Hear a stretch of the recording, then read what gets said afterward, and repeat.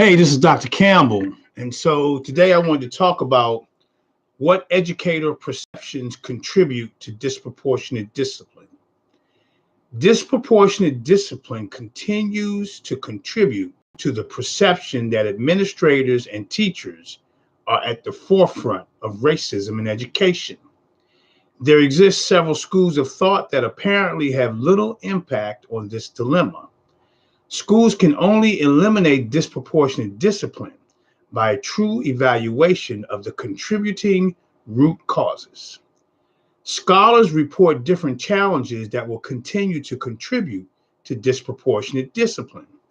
One challenge involves state and local policies that mandate suspension as teachers are asked to decide if a student appears aggressive, which results in Black students' overwhelming participation in disproportionate discipline. Janet Rosenbaum, an epidemiologist at SUNY Downstate Medical Center, reports that, quote, it seems like mandating a uniform punishment should be racially neutral, but in fact, zero tolerance policies result in Black students being treated more harshly. My research suggests that suspension is used in a racially discriminatory way.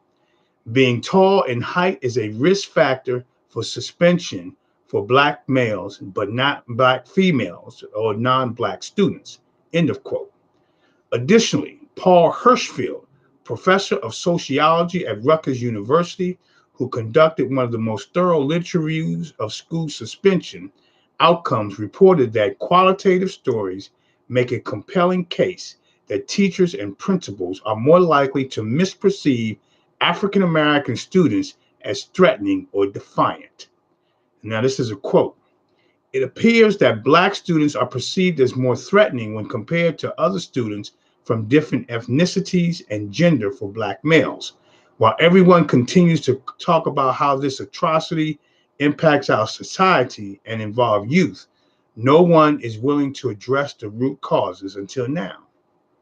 And so the question is, what root causes contribute to administrator and teacher perceptions that result in disproportionate discipline?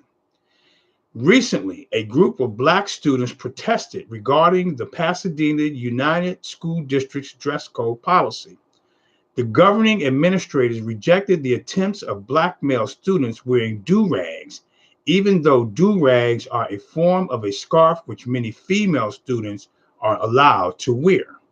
According to students, administrators perceived that the do-rags were associated with gang activity. Howard reported in 2001 that Black students frequently find themselves in classrooms where their cultural, racial, and linguistic identities are under constant attack that manifests as a multitude of disciplinary actions, suspensions, and expulsions. Administrators and teachers use students' culture to determine their trust level for Black students. School staff members who are culturally different from their students have a greater challenge creating a trusting environment when cultural diversity and race factors are not put on the table by the school and students perceive these factors as important to their identity and school success. The root cause of disproportionate discipline is the lack of trust by administrators and teachers. The evaluation of trust begins with the interpretation of the student's nonverbal behaviors. Now, nonverbal communication includes three interacting systems: the visual, auditory, and invisible communication systems. Auditory communication involves loudness, pitch, rate, duration, quality, regularity, articulation, pronunciation, and pitch. Visual communication is the most important nonverbal communication system and includes kinesthetic, proxemic, and artifactual subsystems. Kinesthetic communication includes facial expression, eye behaviors, gestures, and postures.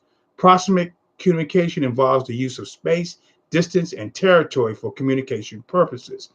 Artifactual communication involves facial and bodily who non-verbally communicate. Individuals who non-verbally communicate in a member consistent with a culture are perceived as more interpersonally attractive by members of that culture. Students, school staff who identify, analyze, and modify, if necessary, their nonverbal behaviors improve their effectiveness.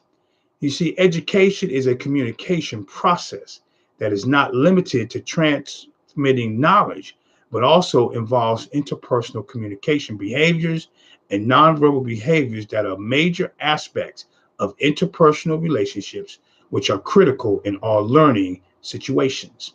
In order to eliminate disproportionate discipline, educators will need to first evaluate how to use nonverbal behaviors to determine the trustworthiness of their students.